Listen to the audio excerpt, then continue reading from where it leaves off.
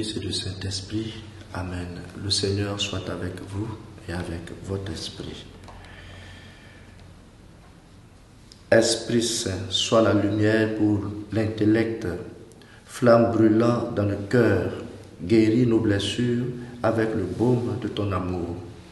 Lumière de sagesse éternelle, dévoile-nous le grand mystère de Dieu le Père et du Fils, unis dans un seul amour.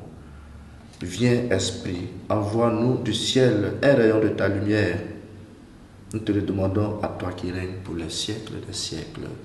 Amen.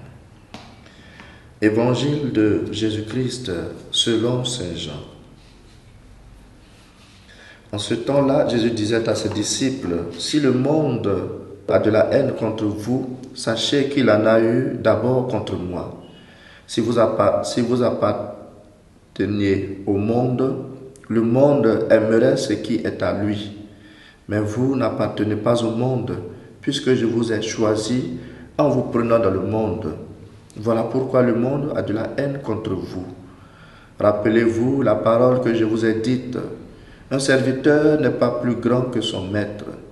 Si l'on m'a persécuté, on vous persécutera vous aussi. Si l'on a gardé ma parole, on gardera aussi la vôtre. Les gens vous traiteront ainsi à cause de mon nom, parce qu'ils ne connaissent pas celui qui m'a envoyé. » Acclamons la parole de Dieu. Dans ce long et dernier discours de Jésus que nous avons médité tout au long de cette semaine, sans même l'avoir épuisé, Jésus n'a pas manqué d'avertir ses disciples que tout ne leur sera pas rose et qu'il faut bien serrer la ceinture. Il avait déjà annoncé les couleurs. Celui qui veut me suivre, qu'il prenne sa croix et me suive. Et aujourd'hui, il le dit clairement, un serviteur n'est pas plus grand que son maître. Si l'on a persécuté le maître, on persécutera aussi son serviteur et aussi les disciples.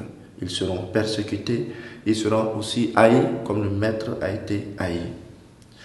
Chers frères et sœurs, ne pensons pas que les gens nous applaudiront parce qu'on est devenu disciples de Jésus. Au contraire, soyons prêts à l'adversité.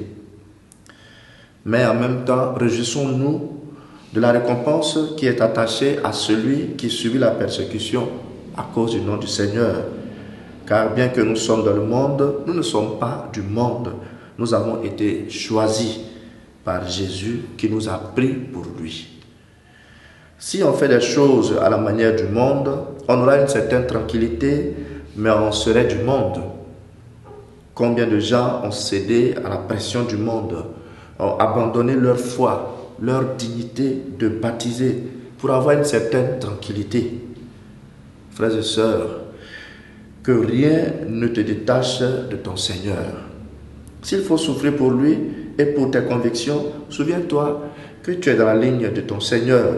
Souviens-toi que tu es dans le monde, mais que tu n'appartiens pas au monde. Que le Maître a connu ses souffrances.